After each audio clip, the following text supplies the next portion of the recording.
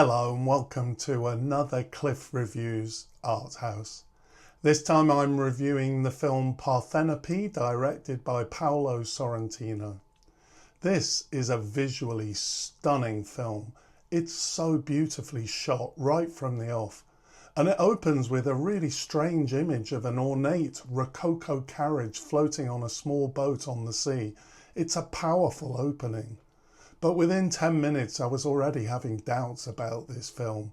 Despite its undeniably gorgeous aesthetic, I have to say this film didn't fully work for me. It's a film of extraordinary beauty, it's lush, painterly, it's deeply evocative. But I'm not sure that there was enough substance. Despite its epic sweep from birth to old age, Parthenope offers fragments of a life rather than a coherent story, and what remains is a dreamlike montage of aesthetic gestures stitched together with style but never quite having a soul. Sorrentino's protagonist, Parthenope, named after the mythological siren who died for love and became the spiritual mother of Naples, is presented as similar to the sea, shimmering, unknowable, symbolically overburdened. The camera loves her, it feasts on her beauty. Naples too is rendered as a kind of divine body, the sea a saturated impossible blue, the coastline luminous with nostalgia. At times the cinematography is so exquisite, it's almost overpowering, and it threatens to overwhelm the narrative entirely. But that's precisely the problem. There isn't much of a narrative to begin with.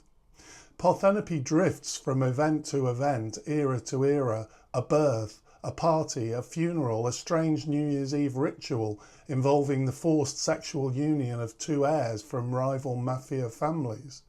These scenes are constructed with care and a surreal theatrical logic, but there's little connective tissue. This is not a life lived so much as a series of tableaux remembered.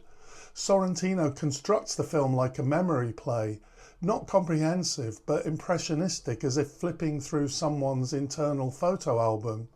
I appreciate what I think he's tried to do here, yet despite this poetic form, the emotional arc just felt absent. Crucially, Parthenope herself is a frustratingly thin character.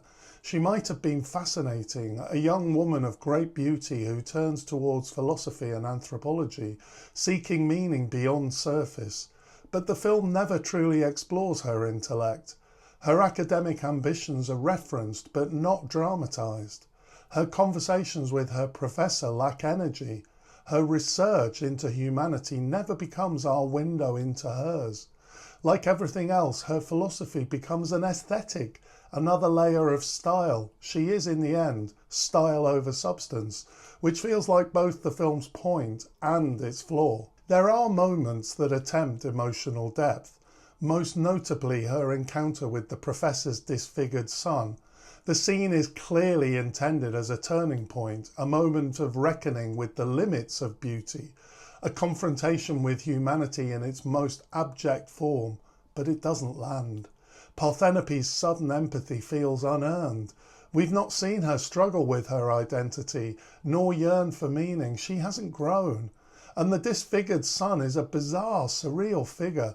I'm not entirely sure why Sorrentino chose to depict him in such an exaggerated way. His appearance is so stylized, he feels like an alien.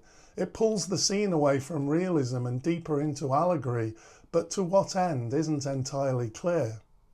Elsewhere, the film stumbles into symbols that feel more provocative than profound.